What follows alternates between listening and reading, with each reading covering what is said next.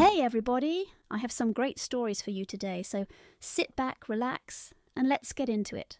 This post is about my son and Amy, my daughter-in-law. They have been married for about 10 years and have 2 kids who are 10 and 6. At the beginning, I really tried to get along with her, but she made it difficult. She is not very sociable and always prioritizes her own mom over seeing her husband's side of the family. This is really apparent with holidays and the kids. She always chooses to go to her mom's for holidays, even if I plan it on an early or late day. If I offer to babysit, she always tells me she asked her mom or she would get back to me. When I do babysit or get to hang out with the grandkids, she criticizes everything I do, usually saying that's not how her mom or she does it. At the beginning, my son was trying to fix this, but gave up. We see him separately from his wife and kids. I truly don't understand it, and I have asked if I did anything wrong, but there is no answer on that. I gave up trying when my other son had kids. It is so much better, and I have a great relationship with my other daughter-in-law and the kids. The kids are 9,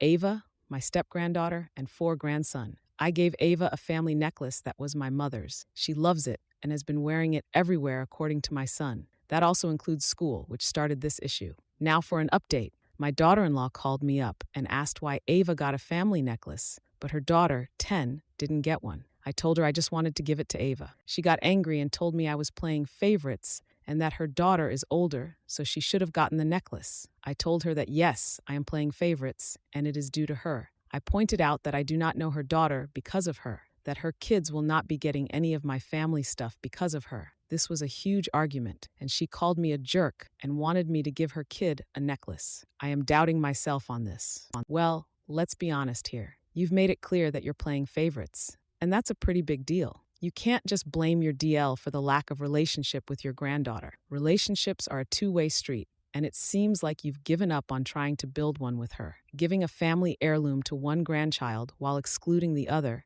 is a hurtful move, especially when you admit it's because of your issues with their mother. It's not fair to punish your granddaughter for her mother's actions. You need to reflect on how your actions affect your grandchildren and consider if this is the legacy you want to leave behind. All right, now for the next post. I'm a single mom with a 4-year-old daughter, Anna. Anna and I live with my mom. We both work, and Anna goes to daycare full-time. Daycare would be about half my income, so I get a subsidy that covers $1,400 out of her $2,000 tuition. The only condition of the subsidy is that she actually has to show up.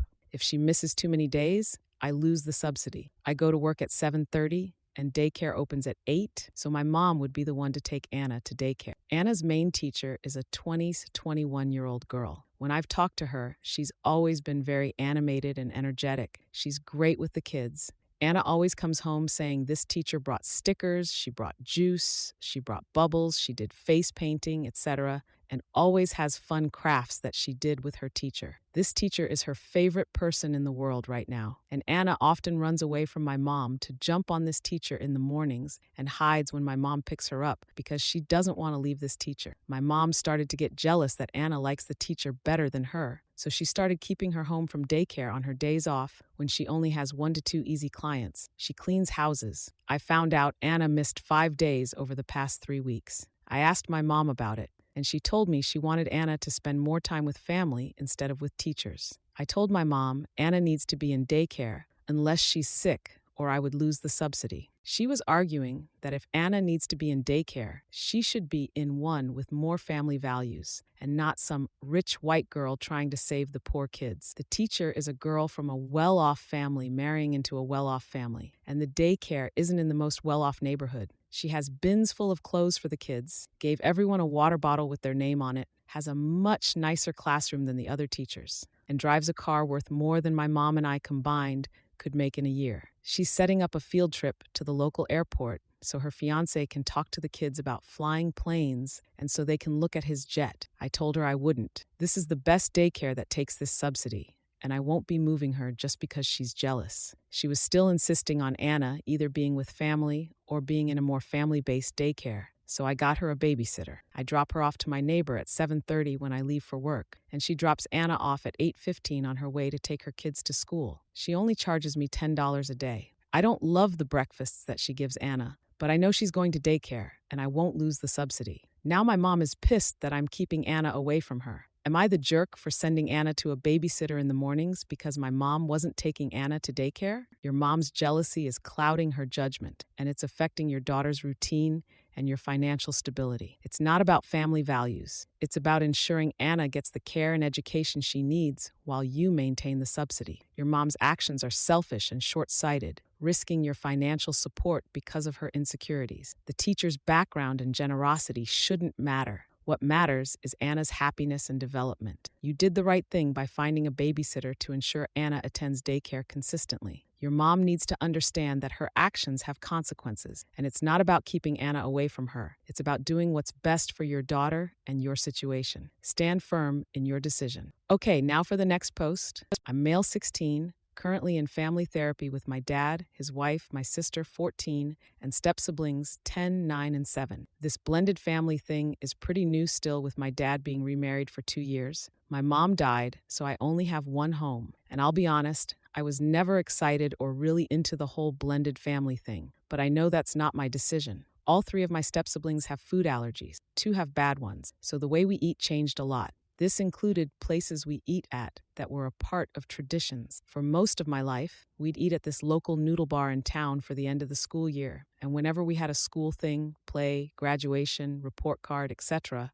and we're not allowed to go there anymore because of the allergies. Even just with Dad, it's a no-go. We can't bring ice cream into the house anymore because my step-siblings can't eat it. Only my dad and his wife can prepare food. So no more making a sandwich for myself either. Birthdays have changed. My sister and I can no longer eat at our preferred restaurant of choice because of my step-siblings, and we can't bring my favorite dish into the house either. So now it's a place that my step-siblings love and is acceptable for their allergies. For 2 years, Dad has talked about how glad we are to make all these changes and how family is worth it. About 4 months ago, his wife noticed my sister and I weren't engaged with the family in the way she thought we'd be. We didn't want to talk to her. She also noticed my sister had cut me and her out of some photos of all of us and used just me and her for her room's art wall. So she and Dad decided we needed some family therapy. Since we started about 2 months ago officially, there has been a lot of, what's the problem? Why are we there? Explain the problem. And my dad has also talked about all the good from a blended family,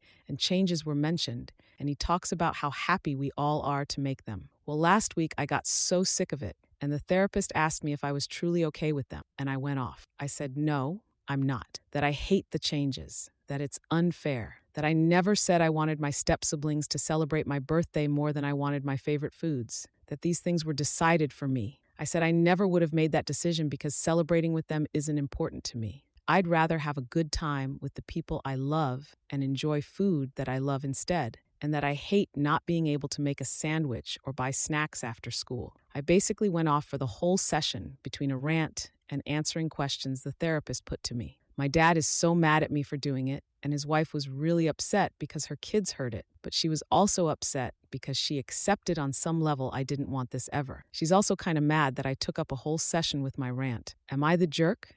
Let's get real here. You're not the villain for expressing your feelings. Your dad and his wife have bulldozed over your needs and traditions without considering how it affects you and your sister. It's not just about food. It's about losing pieces of your life that mattered. Your dad's insistence that everyone is happy with the changes is delusional. You were honest when asked, and that's what therapy is for. If your dad and his wife can't handle the truth, that's on them. They need to understand that blending families doesn't mean erasing the past. It's not fair to expect you to just accept everything without any say. Your feelings are valid, and they need to listen. Now, for the next post. My mom died when I, male 17, was 5. My dad remarried when I was 8 and made a blended family with his wife and her 2 kids. Then they had 2 kids together, so I have step and half siblings. My mom's family were a big part of my life for the first 6 years. And then my dad and them fought because my dad had met his wife by then, and he didn't like their reaction to the news. Essentially, he wanted to invite them over for my grandparents' yearly family barbecue,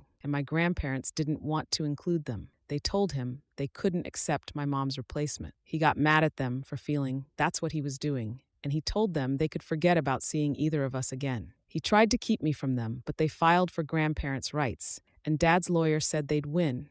So he said I could see them once every 3 months for 4 hours. It was way less than I was used to, but it didn't stop me from being close to them. He invited them to his wedding, and they didn't come. It pissed him off more, and then he got super weird about it And he suddenly started demanding invites again for his wife's kids when I was invited. And then when my half siblings were born, he was including them in the attempt to force my family's hands. But they never invited them. They did ask me if I wanted them there, and I said not really. So they didn't change their mind. My dad always witched about them whenever my visits would come around. He really hated that I went and my step and half siblings couldn't. He tried to tell me I should advocate for them all to be included. I never replied to him because it was easier not to. Once I turned 14, he got worse with that stuff, and he'd complain that I was calling and texting them and that I kept in touch more than the once every 3 months. He'd tell me they hate my siblings, that he didn't want us to have our family. I told him that didn't upset me or make me mad, and it didn't change that I wanted to see them.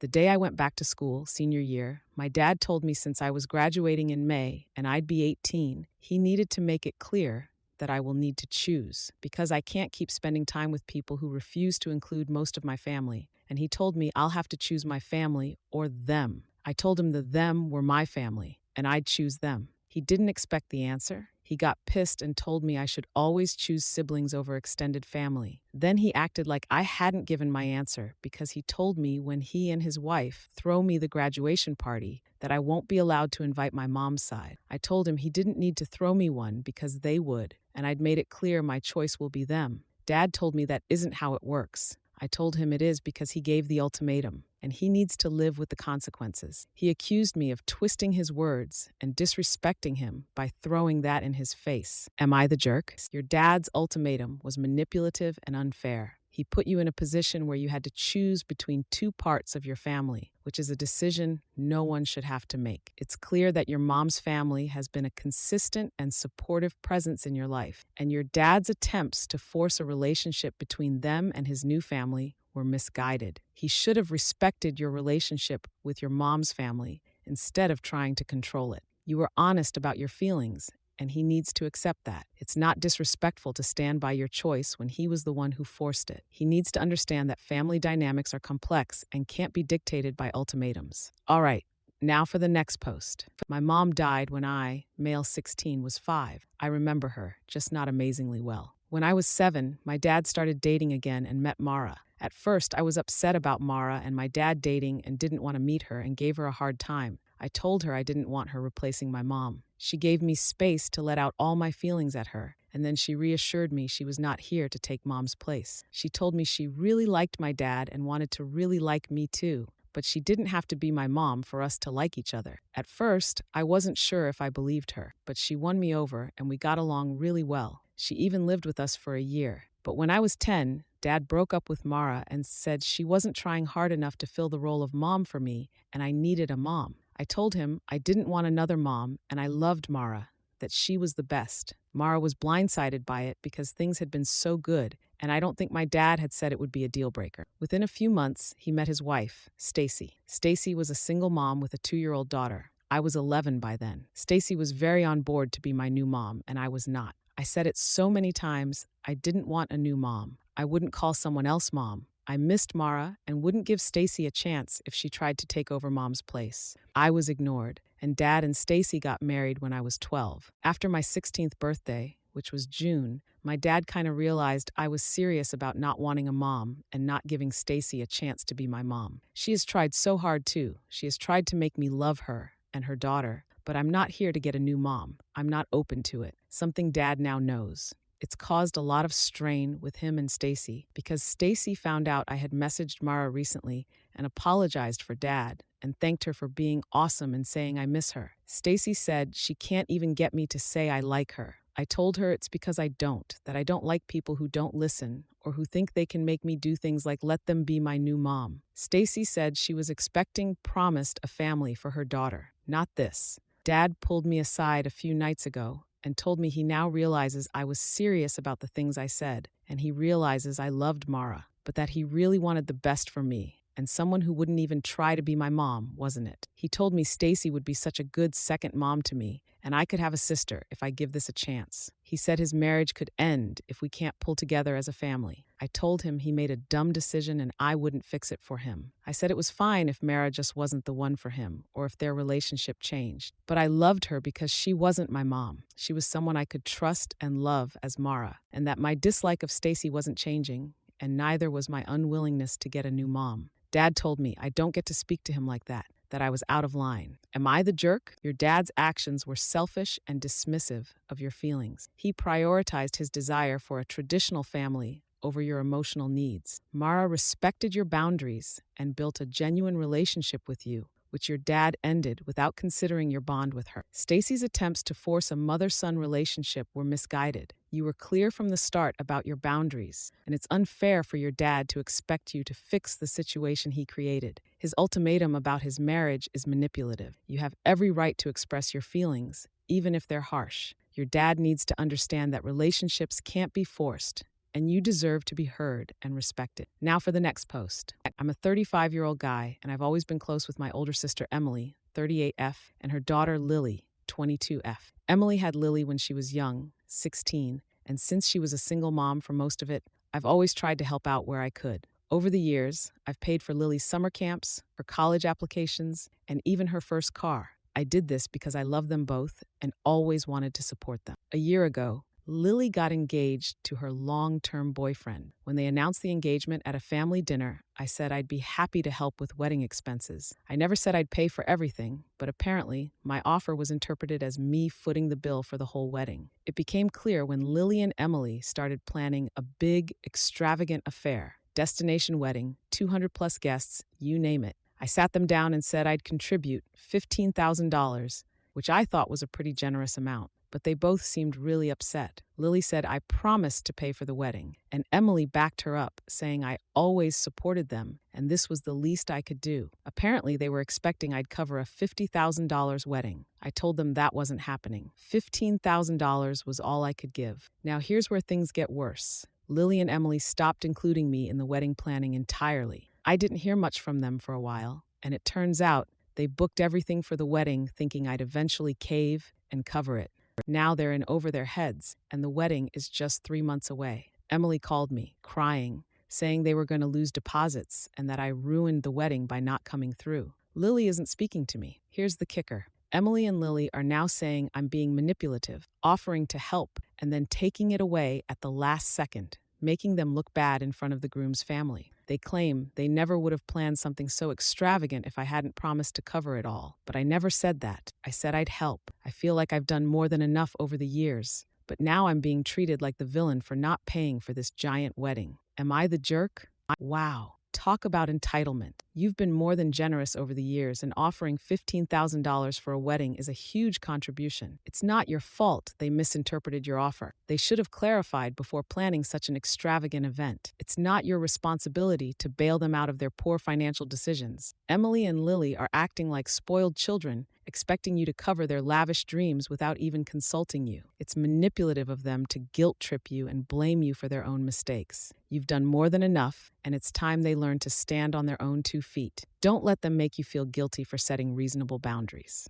All right, now for the next post. I, male 41, have a son, Sam, 18 Emin, who recently graduated from high school. This was a huge milestone, and we had been planning a special family dinner to celebrate. I was proud of him and wanted the evening to be focused on his accomplishments, as he worked so hard to get to this point. My brother, Alex, 38M, has a bit of a history when it comes to family events. Every time he gets into a new relationship, he parades his new girlfriend around, turning any occasion into meet the girlfriend night. It's happened so many times that it's become a running joke in the family, but this time, I wasn't in the mood for distraction. He just started dating Lisa, female 27, a couple of months ago, and I knew exactly how the night would go. Alex introducing her to everyone like she's the main event, hogging conversations and making it about them rather than Sam. So I asked him not to bring her to the dinner. I told him it wasn't personal, but I wanted the focus to be on Sam, not on his new relationship. I thought Alex would understand, but he lost it. He called me selfish, said I was jealous because he was happy again after his divorce,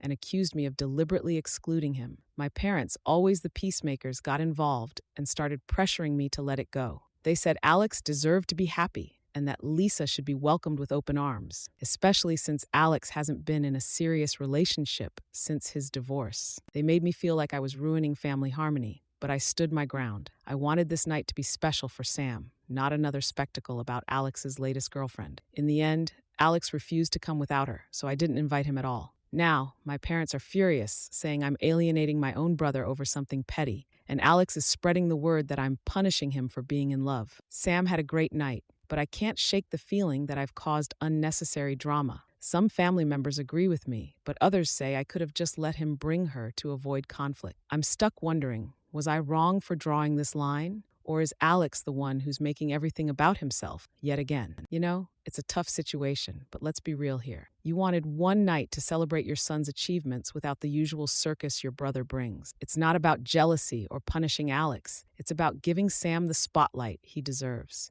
Alex's pattern of making events about his latest fling is well known, and you had every right to set boundaries. Your parents pushing you to cave in for the sake of family harmony is just enabling Alex's behavior. Sure, it caused drama, but sometimes standing your ground is necessary. Alex needs to learn that not every event is about him and his love life. You prioritized your son, and that's what matters. Okay, now for the next post. My mom moved in with us after she sold her home to avoid medical bankruptcy. Things have been rocky because my mom was always a my house, my rules type of person. I have an older brother, Scott, who helped my mom with home repairs. But Scott and my wife do not get along, so he doesn't come over much. Me and my wife went away for a weekend getaway, and Scott and my mom repainted our living room white. It was navy with built-in bookcases and pantry. The job was done so poorly, and the original paint job with the bookcase cost us thousands to remodel. My wife started crying, and my mom and brother said they wanted to brighten the place up for my mom. I didn't know this at the time,